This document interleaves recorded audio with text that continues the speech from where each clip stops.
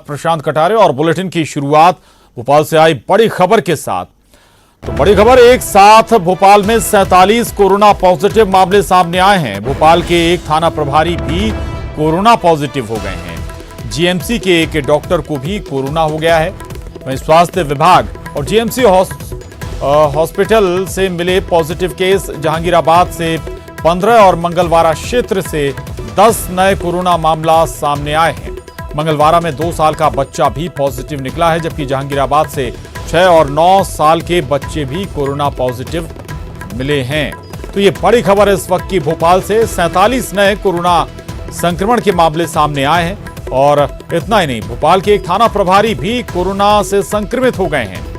Gandhi medical college के एक doctor को भी कोरोना संक्रमण हो गया है, जबकि स्वास्थ्य विभाग और जीएमसी हॉस्टल से भी पॉजिटिव केस मिले हैं। जितेंद्र हमारे साथ जुड़ गए हैं और जानकारी के साथ। जितेंद्र, ये चिंता और बढ़ा रहा है, 47 नए मामले आज कोरोना के सामने आ गए भोपाल से। बिल्कुल प्रशांत, सबसे ज्यादा जो मामले हैं वो जहांगीराबाद हॉटस्पॉट से आए, क्योंकि ये प्रदेश का सबसे ज्यादा हॉटस्पॉट एरिया है और यहीं पर 15 मामले नए सामने आए हैं और साथ ही 10 मामले आए हैं मंगलवारा इलाके के। और दूसरी चिंता वाली बात यह है कि भोपाल के मिसरोद थाने के सीआई की भी जो रिपोर्ट है वो भी पॉजिटिव बताई जा रही है। तो अब सबसे बड़ी बात यह है कि जो पुलिस कर्मी हैं और साथ ही डॉक्टर्स हैं, ये कोरोना की चपेट में आते जा रहे हैं। और जहांगीराबाद वाला जो मामला है वहाँ तो तकरीबन 10,000 लोगों की स्क्रीनिंग हुई थी। तो इनकी रिपोर्ट, इनके आंकड़े अब लगातार आना सामने आ ही रहे हैं और इनकी ट्रेवल हिस्ट्री भी लगातार तलाश की जा रही है। मगर लगातार इस तरह का जो आंकड़ा बढ़ता जा रहा है वो कहीं ना कहीं चिंता का विषय बना हुआ है। जी बिल्कुल, चिंता का विषय है। खासतौर से आप जिक्र भी कर रहे हैं जो पुराना भोपाल, जहांगीराबाद और मंगलवारा क्षेत्र है, यहां से ज्यादातर मामले निकल कर आ रहे हैं। स्वाभाविक है कि इन लोगों को पहले से ही क्वारंटाइन रखा गया होगा। ये इलाका तो पहले से ही सील है जितेंद्र। बिल्कुल, तकरीबन यहाँ पर इस पूरे एरिया को सील कर दिया गया है, मगर बावजूद उसके लोग घरों से बाहर निकल रहे हैं। अब एक 6 साल और 9 साल के बच्चे भी कोरोना पॉजिटिव पाए गए हैं। तो कहीं ना कहीं लोग अपने सामानों को लेने बाजार निकल रहे हैं, इसके चलते कोरोना की चपेट में आते जा रहे हैं। बिल्कुल, लेकिन ये जितेंद्र जो आप जिक्र कर रहे हैं कि 2 साल का बच्चा भी पॉजिटिव मिला है, एक 6 और 9 साल का बच्चे, 9 साल के बच्चे भी हैं, ये वाकई में कहीं ज्यादा गंभीर हो जाता है मामला। चूंकि ये सबसे ज्यादा खतरा अगर इस संक्रमण से किसी को है तो वो बुजुर्ग या फिर कोई पहले से बीमारी से संक्रमित हो या फिर बच्चे 10 साल से कम उम्र के। जितेंद्र, बिल्कुल प्रशांत, ये जो मासूम बच्चे हैं ये अगर कोरोना की चपेट में आ रहे हैं, उनके परिवारजन लगातार इनके संपर्क में रहते हैं और बुजुर्गों के संपर्क में भी रहते हैं, तो कहीं ना कहीं इनकी ट्रेवल हिस्ट्री और बढ़ती जा रही है और इसी कारण ये आंकड़े थमने का नाम नहीं ले रहे हैं। हालांकि जहांगीराबाद पूरा सील है, वहाँ पर पूरी कंटेनमेंट कर दिया गया है, मगर मंगलवारा का जो इलाका है वहाँ भी लोग आपस में एक दूसरे से मेल जोल कर रहे हैं और लगातार भीड़ भाड़ में बाहर भी निकल रहे हैं, जिसके चलते प्रशासन की लगातार मुश्किलें बढ़ती जा रही हैं। बिल्कुल, प्रशासन की मुश्किलें भी बढ़ रही हैं और जो पुराने भोपाल की कंटेनमेंट जोन है वहां भी लोग तमाम हिदायतों के बाद घरों से बाहर निकल रहे हैं। नतीजा यह है कि लगातार नए संक्रमण के मामले सामने आ रहे हैं। आज भोपाल से 47 नए संक्रमित लोग निकलकर सामने आए हैं कोरोना के। शुक्रिया जितेंद्र आपका इस पूरी जानकारी के लिए।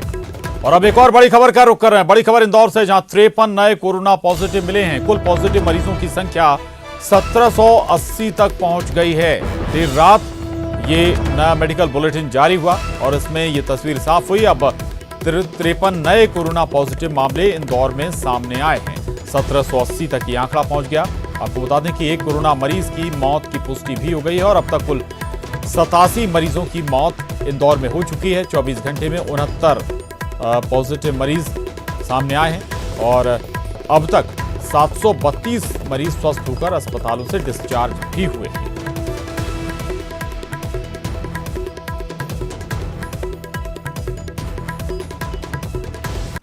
जबलपुर से बड़ी खबर। जबलपुर में आईसीएमआर लैब से शुक्रवार की रात मिली 48 सैंपल की रिपोर्ट में 2 व्यक्तियों को कोरोना पॉजिटिव पाया गया। इनमें 27 साल का दिग्पाल गोरी और 24 साल का पी जैकब शामिल है। दोनों सर्वोदय नगर रानीताल निवासी हैं। इन्हें मिलाकर जबलपुर में कोरोना पॉजिटिव की संख्या अब 119 तक पहुंच गई है। तो जबलपुर का आंकड़ा भी लगातार बढ़ता हुआ और यह आंकड़ा अब 119 तक पहुंच गया है।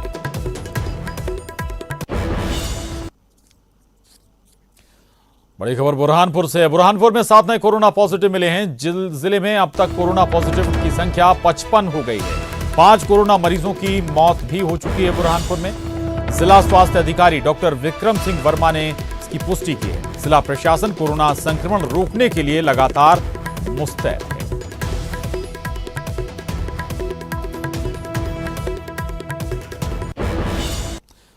आगे बढ़ते हैं। प्रदेश के गृह मंत्री नरोत्तम मिश्रा ने आज वीडियो कॉल के जरिए उज्जैन के नीलगंगा थाने के शहीद थाना प्रभारी यशवंत पाल की बेटी से बात की। गृह मंत्री ने शहीद थाना प्रभारी यशवंत पाल की बेटी फाल्गुनी पाल सिंह को कहा कि वो तैयार रहें। अगले हफ्ते उनको अपने पिता की जगह ड्यूटी ज्वाइन करनी है।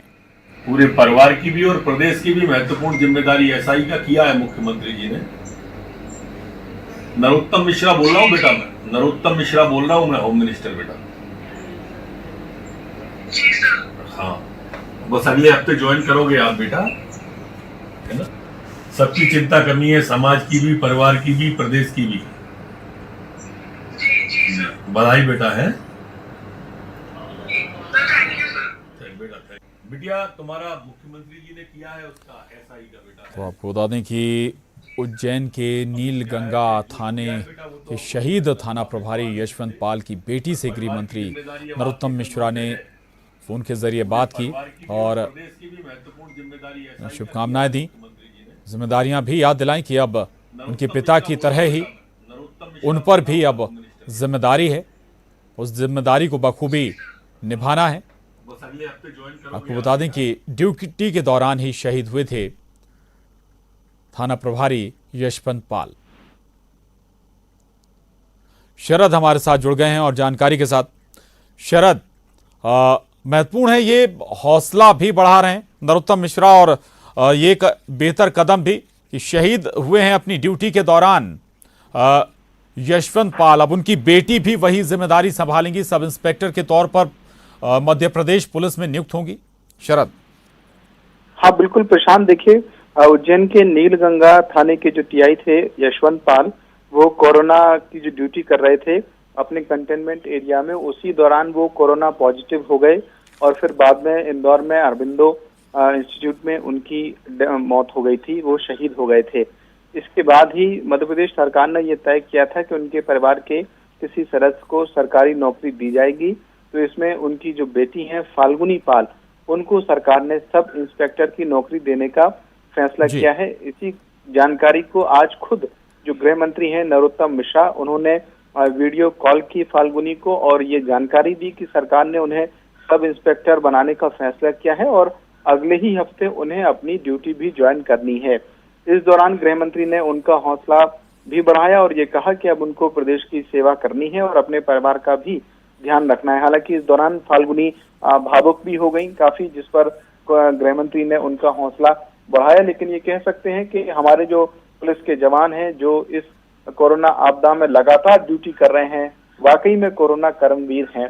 उनके परिवार के लोगों का हौसला इसी तरीके से बढ़ाया जाना चाहिए। जी बिल्कुल बिल्कुल शरद, ये महत्वपूर्ण भी है, खासतौर से न केवल पुलिस विभाग का अगर हम जिक्र करें बल्कि और दूसरे महकमों में भी, चाहे हेल्थ डिपार्टमेंट में लोग जो काम कर रहे हैं या फिर सफाई कर्मी हैं या फिर अलग अलग विभाग जो लगातार इस कोरोना संक्रमण के दौरान ड्यूटी अपनी निभा रहे हैं, फ्रंट लाइन में काम कर रहे हैं, उनके ऊपर भी कभी कोई विपत्ति आती है तो इससे संकेत मिलता है कि सरकार उनके साथ है। शरद।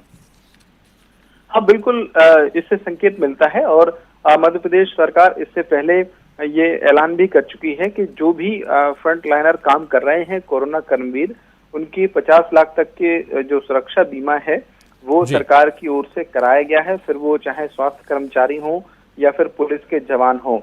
तो ये एक आर्थिक तौर पर एक मदद की दे जाने की जो व्यवस्था की गई है वो सरकार से की गई है। लेकिन इन सबसे ज्यादा जो बड़ी बात है वो प्रशांत, दरअसल इन कोरोना कर्मवीरों का जो हौसला है वो वाकई में बढ़ाने की बात है, क्योंकि चाहे स्वास्थ्य विभाग के डॉक्टर हो, पैरामेडिकल स्टाफ हो, जो सीधे कोरोना पॉजिटिव मरीजों के संपर्क में आते हैं, उनका इलाज करते हैं, अपनी जान पर खेलकर वो अपना काम कर रहे हैं। वहीं पुलिस वालों की अगर बात करें तो इतनी तपती गर्मी हो चुकी है, भोपाल समेत तमाम जो प्रदेश के इलाके हैं वहां टेम्परेचर 44 डिग्री तक पहुंच गया है।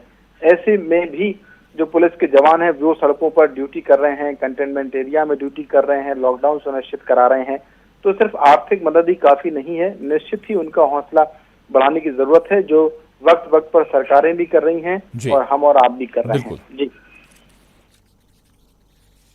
हर स्तर पर यानी कि मदद भी की जा रही है ऐसे कर्मवीरों की। बहुत शुक्रिया शरद आपका इस पूरी जानकारी के लिए। एक और बड़ी खबर, आज मुख्यमंत्री शिवराज सिंह ताबड़तोड़ बैठकें भी लेने वाले हैं। आपको बता दें कि दोपहर 3 बजे उद्योग विभाग के साथ शिवराज सिंह बैठक करेंगे।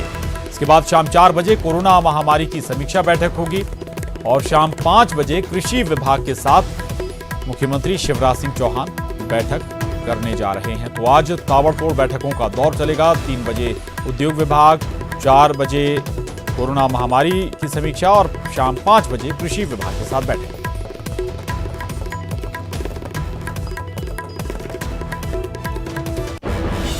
उधर भोपाल में दीनदयाल रसोई, जिसमें पहले गरीबों के लिए खाना बनता था, उसे अब स्टोर रूम बना दिया गया है। अब यहां से शहर के दूसरे रसोई घरों को राशन सप्लाई किया जा रहा है। आंकड़ों के मुताबिक यहां से रोजाना 2000 क्विंटल के करीब राशन बाकी के रसोई घरों में भेजा जा रहा है। दीनदयाल रसोई घर में सफाई कर्मचारियों के कोरोना पॉजिटिव मिलने के बाद से यहां पर खाना नहीं बन रहा।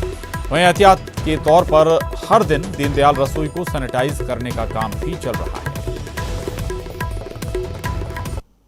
रसोई में ही गरीबों के लिए 5 रुपए थाली भोजन कराया जाता रहा, लेकिन यहाँ पर जिस तरह से एक कर्मचारी कोरोना पॉजिटिव मिले थे, उसके बाद से इस रसोई में लोगों का खाना पीना फिलहाल बंद कर दिया गया है। लेकिन अब इस रसोई में जो राशन है, जो सब्जियां हैं, उसको स्टोर करने की व्यवस्था की जा रही है। स्टोर रूम में तब्दील कर दिया गया। इस वक्त हमारे साथ नगर निगम के कर्मचारी हैं जो यहीं पर मौजूद नहीं जानते। सर, अब इसको स्टोर रूम में तब्दील कर दिया गया है, तो कब तक ये चलता रहेगा? हमारे जोन बाई जोन खाना बनता है, वहाँ से हर वार्ड में खाना वो होता है। यहाँ पूरा स्टॉक रखा है, यहीं से जाता है और यहाँ भी बनता था खाना। अब वो जो पॉजिटिव होने के बाद उसको यहाँ से हमने जोन बाई जोन खाना बन रहा है। राशन है वो कब यहाँ से जहाँ पे भोजन बन रहा है वहाँ पर पहुँचाया जाता है, और कब से इसको स्टोर रूम में तब्दील कर दिया गया? ये इसको एक महीना हाँ 15-20 दिन हुआ है। तो राशन कहाँ राशन जितनी भी अपनी रसोई में चल रही हैं उसमें, और जितनी भी संस्थाएं वगैरह जो निःशुल्क भोजन दे रहे हैं उनको भी हम देते हैं। यहाँ से नगर निगम दे रही है। सुबह से शाम तक वो दिन भर लेते हैं लोग आन के, यहाँ से लेके आते हैं, अधिकारियों से लिखवा के लाते हैं अपने स्टोर बना के, और हम यहाँ से सप्लाई करते हैं। उनको तेल भी दिया जाता है। आप देख सकते हैं कि जो दीनदयाल रसोई थी, जहां पर गरीबों को 5 रुपए थाली में भोजन कराया जाता था, अब यहां पर इस रसोई को जो स्टोर रूम है उसमें बदला जा चुका है। और यहां से जिन जिन जगहों पर भी भोपाल में निःशुल्क खाना बनवाया जा रहा है, लोगों को खाना बंटवाया जा रहा है, यहाँ इस स्टोर रूम से उन जगहों पर राशन की सप्लाई कराई जा रही है। और रोजाना अगर बात की जाए तो 2 से 3 हजार क्विंटल राशन की सप्लाई उन जगहों पर की जा रही है जहां से गरीबों को भोजन बनवा के खिलवाने की व्यवस्था नगर निगम की तरफ से की गई है। कैमरामैन अनिल के साथ रंजना दुबे, न्यूज 18 भोपाल। और कोरोना संकट काल में लोगों के मन में तमाम तरह की शंकाएं हैं। उन्हीं में से एक शंका है, क्या सब्जियों में संक्रमण हो सकता है? तो इंदौर नगर निगम ने आपकी इस शंका का हल ढूंढ निकाला है। निगम ने एक ऐसी मशीन तैयार करवाई है जिसमें सब्जी डालो और महज 30 सेकंड में वायरस मुक्त सब्जी पाओ। ये रिपोर्ट देखिए।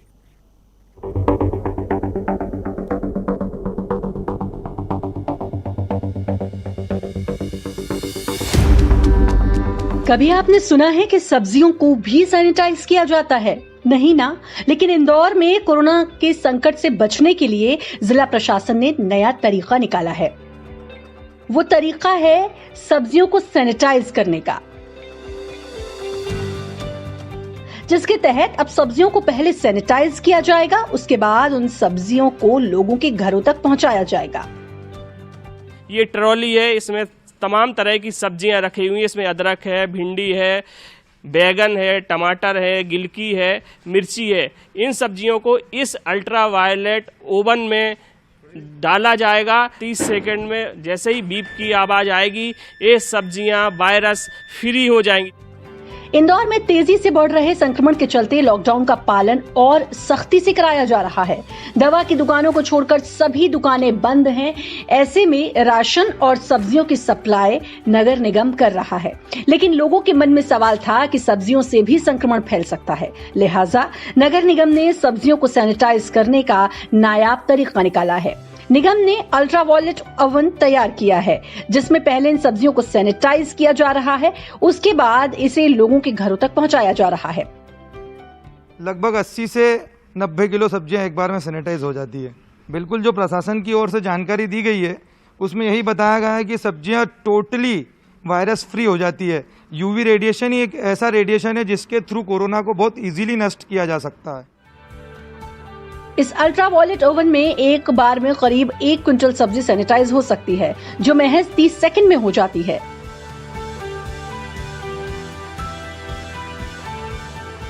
मशीन में सब्जी डालकर छोड़ दी जाती है और 30 सेकंड में अपने आप बेल सुनाई देती है, जो इशारा करती है कि सब्जी सैनिटाइज हो गई है। तो लोग अब इस मशीन के आने के बाद फ्री होकर निसंकोच इन सब्जियों का उपयोग कर सकते हैं। कैमरामैन संजय बुआ के साथ अरुण त्रिवेदी, न्यूज 18 इंदौर। आगे बढ़ते हैं। औरंगाबाद रेल हादसे में मृत सभी 16 श्रमिकों के शव विशेष ट्रेन से थोड़ी देर में जबलपुर पहुंचेंगे। औरंगाबाद से शुक्रवार की शाम को एक विशेष ट्रेन मजदूरों के शव को लेकर जबलपुर के लिए रवाना हुई थी। जबलपुर से सभी मजदूरों के शवों को इनके गृह जनपद भेजा जाएगा। औरंगाबाद में रेल हादसे में 16 प्रवासी मजदूर मारे गए। ये सभी मध्य प्रदेश के रहने वाले थे। इनमें 10 शहडोल और 5 उमरिया के रहने वाले।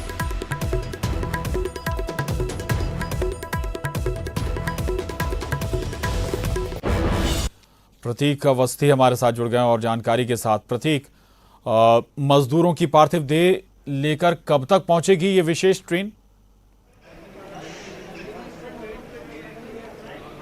देखिए, किसी भी वक्त आपको बता दूं प्रशांत, जो शव हैं वो यहाँ पर आ सकते हैं। जो श्रमिक स्पेशल ट्रेन है जो कि महाराष्ट्र के औरंगाबाद से निकली है, अन्य श्रमिक भी उस ट्रेन में आ रहे हैं। तमाम व्यवस्थाएं जो है यहाँ पर कर ली गई हैं। पुलिस महकमा तैयार है, प्रशासनिक अधिकारी जो अमला है वो भी यहाँ पर तैयार है। और कितने जो श्रमिक है वो आ रहे हैं, कितने शव है, किस प्रकार से उन्हें भेजा जाएगा, हमारे साथ एसडीएम आशीष पांडे जी मौजूद है, उनसे हम समझते हैं। आशीष सर, ये औरंगाबाद में जो कल दर्दनाक हादसा हुआ था, शवों को जबलपुर लाया जा रहा है, फिर यहाँ से शहडोल भेजा जाएगा, क्या तैयारी है, कितने श्रमिक आ रहे हैं और जो शव है उन्हें किस तरीके से भेजेंगे? यहाँ पर महाराष्ट्र राज्य से लगभग 1329 श्रमिक आ रहे हैं ट्रेन के माध्यम से, और उन श्रमिकों को मध्य प्रदेश के 16 जिलों में हम यहाँ से भेजने की व्यवस्था किए हुए हैं। उनको यहाँ से उतरेंगे वो, और उसके बाद उनका बेसिक हेल्थ चेकअप होगा। उसके बाद क्रमशः रूप से बसें लगी हुई हैं डिस्ट्रिक्ट्स की, और उनके बसों में प्रति सीट प्रति व्यक्ति जितने लोग रहेंगे उनके हिसाब से खाना और पानी की व्यवस्था है। सोशल डिस्टेंसिंग के पालन के लिए पूरे रेलवे स्टेशन प्लेटफॉर्म में गोले लगाए हुए हैं, इसी तरह से ले जाएंगे। और जो शव आ रहे हैं वो जहाँ तक मुझे जानकारी है उनको डायरेक्ट इसी ट्रेन से भेजा जाएगा उमरिया और शहडोल के लिए। करीब 11 शव जो हैं वो शहडोल के हैं, बाकी उमरिया के बताए जा रहे हैं। तो ट्रेन से ही रवाना होंगे? हाँ, वो ट्रेन से ही, जो स्पेशल वैगन रहता है जो उसमें लाके इंजन और वो वैगन केवल जाएगा वहाँ। बाकी जो श्रमिक हैं उनको यहीं उतारा जाएगा और यहाँ से उनको बसों के माध्यम से सुरक्षित तरीके से भेजा जाएगा। तो प्रशांत, समझा आपने कि किस प्रकार से व्यवस्थाएं फिलहाल की गई हैं। बेशक कल दर्दनाक एक हादसा जो औरंगाबाद में हुआ था, रेल पटरियों पर करीब जो 16 मजदूर थे, जो श्रमिक थे, वो सोते वक्त ट्रेन से कट गए थे। और बेशक इस पूरे मामले ने देश भर में कहीं ना कहीं सुर्खियां बनाई थी और दिल को झकझोर देने वाली घटना थी। बहरहाल अभी शव कुछ ही देर में जबलपुर स्टेशन पहुंचेंगे और यहाँ से जो उनका अंतिम संस्कार, श्रमिकों की पार्थिव देह विशेष ट्रेन से लाई जा रही है। और खासतौर से इस ट्रेन में और भी श्रमिक हैं जो जबलपुर पहुंच रहे हैं। इसके बाद इनका मेडिकल चेकअप करके भी इनके गंतव्य स्थान तक पहुंचाया जाएगा। रहिएगा, नजर बनाए रहिएगा। प्रतीक, आगे भी आपसे बात करेंगे। और यहाँ वक्त एक छोटे से ब्रेक का है, ब्रेक के बाद फौरन लौटेंगे। जो हादसे का शिकार हुए थे श्रमिक, उनके शव विशेष ट्रेन से श्रमिक एक्सप्रेस से जबलपुर लाए जा रहे हैं। कुछ ही देर में ये आपको बता दें कि उज्जैन, माफ कीजिएगा, आप जबलपुर कुछ ही देर में पहुंच जाएंगे। और अब अगली खबर उज्जैन से है, जहां 15 कोरोना पॉजिटिव मरीज और बढ़ गए हैं। 2 कोरोना पॉजिटिव मरीजों की मौत हुई है। जिले में अब तक 235 कोरोना मरीज सामने आए हैं। अब तक 45 मरीजों की मौत भी हो चुकी है, जान भी गंवा चुके हैं। बड़ा आंकड़ा है ये। तो उज्जैन में भी लगातार कोरोना परेशानी बढ़ा रहा है। लगातार कोरोना के मामले बढ़ते हुए नजर आ रहे हैं। 15 कोरोना पॉजिटिव मरीज और सामने आए हैं। 2 कोरोना पॉजिटिव मरीजों की आज मौत भी हुई है। और अभी तक अगर हम उज्जैन जिले का जिक्र करें तो 235 का ये आंकड़ा पहुंच चुका है। लेकिन जो चिंता बढ़ाने वाला आंकड़ा है वो है मृतकों का। 45 लोगों की कोरोना संक्रमण के चलते उज्जैन में मौत हुई।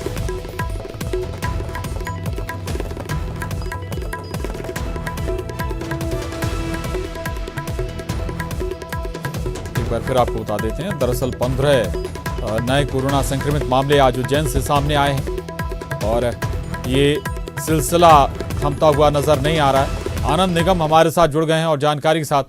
आनंद, उज्जैन में लगातार मामले सामने आ रहे हैं कोरोना संक्रमण के। अब 15 नए मामले सामने आए हैं। कुछ खास कंटेनमेंट जोन से ये मामले सामने आ रहे हैं या फिर पूरे उज्जैन से ही निकलकर ये मामले आ रहे हैं, देखने को मिल रहे हैं? बिल्कुल प्रशांत, देखिए जिस तरह से आपने पूछा है वो बात बिल्कुल ठीक है कि जिस तरह से कुछ खास कंटेनमेंट एरिया से ही ये बड़े मामले सामने देखने को मिल रहे हैं। लेकिन जो पुराना उज्जैन जिसको कहते हैं वहीं आसपास के एरिया में ये स्प्रेड हुआ है, जहाँ पे जानसापुरा, नलिया माखल और इस तरह की जो बड़ी घनी बस्तियां हैं उनके पास ये स्प्रेड होता हुआ दूसरी जगहों पर पहुंचा है। फिलहाल अगर बात करें तो अन्य इलाकों की, तो वहां पर कंटेनमेंट एरिया बनाए गए थे, लेकिन वहां से भी नए संक्रमित मरीज निकलकर सामने आ रहे हैं। तो आज जो आंकड़ा है वो 15 मरीजों का सामने आया है, उसमें 2 की मौत भी सामने बताई जा रही है, जिसमें मौत का आंकड़ा बढ़कर अब कुल 45 हो चुका है। जी बिल्कुल आनंद, जहां से भी निकलकर सामने आ रहे हैं, सख्ती बरत रहा है प्रशासन, एहतियात बरत रहा है। यानी अगर एक मामला भी सामने निकलकर आया है तो वही एक संक्रमित व्यक्ति कई 100 संक्रमित नए बना सकता है, पैदा कर सकता है। उस लिहाज से प्रशासन की भूमिका सकारात्मक है।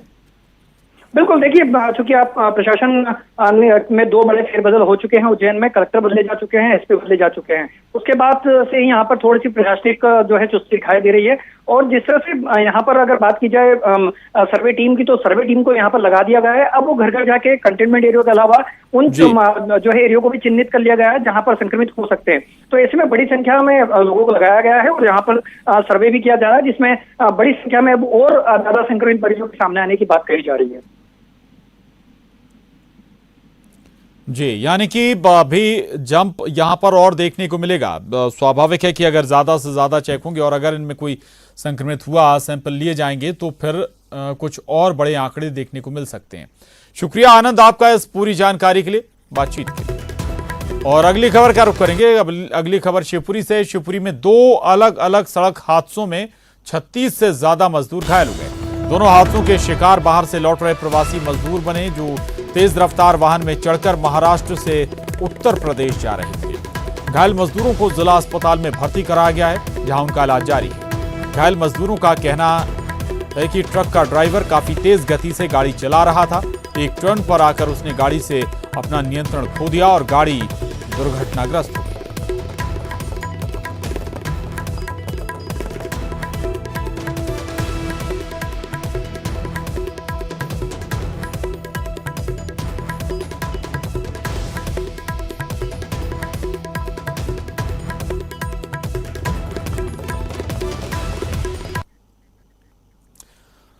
और इन दिनों फिजिकल डिस्टेंसिंग के लिए तरह तरह के जतन किए जा रहे हैं। इस बीच बैतूल की एक प्लाईवुड इंडस्ट्री ने फिजिकल डिस्टेंसिंग का स्थायी समाधान ढूंढ लिया है और इसे नाम दिया है फिजिकल डिस्टेंसिंग फर्नीचर का। तो आइए देखते हैं कैसे बनाया गया है ये फर्नीचर।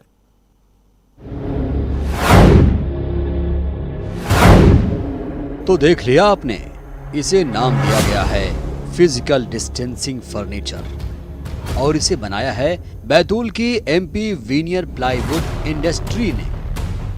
फिजिकल डिस्टेंसिंग फर्नीचर यानी ऐसा फर्नीचर जिस पर बैठकर आप सुरक्षित दूरी खुद ब खुद बना सकते हैं। इसे बनाने वाली कंपनी के मैनेजर को आइडिया कुछ इस तरह है। आइडिया ये था कि जैसे जैसे लॉकडाउन खुल रहा है, लोगों ने डिस्टेंसिंग मेंटेन करना कम कर दिया है, तो हमारा ये कॉन्सेप्ट था कि फिजिकल डिस्टेंसिंग मेंटेन रहे, इसलिए अगर ऐसा बेंच तैयार करें जो जहाँ भी पब्लिक प्लेसेस पे हो, अगर बैठें तो अलग अलग बैठें और बार बार उसकी मॉनिटरिंग करने की ज़रूरत नहीं पड़े, ताकि ये सिस्टम में हमारे लाइफस्टाइल में शामिल हो जाए। इस तरह का फर्नीचर केवल आज ही नहीं बल्कि भविष्य के लिए भी बहुत मददगार साबित होगा, क्योंकि कोरोना संक्रमण से लड़ाई लंबी है और ऐसे ही स्थायी समाधानों की जरूरत है।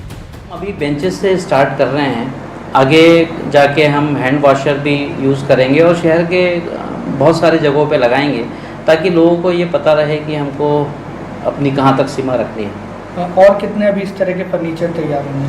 अभी हम लोग के प्रोसेस स्टार्ट हैं, फैक्ट्री में बन रहे हैं और बैतूल में सिटीज़ में कई स्थानों पर ट्रायल।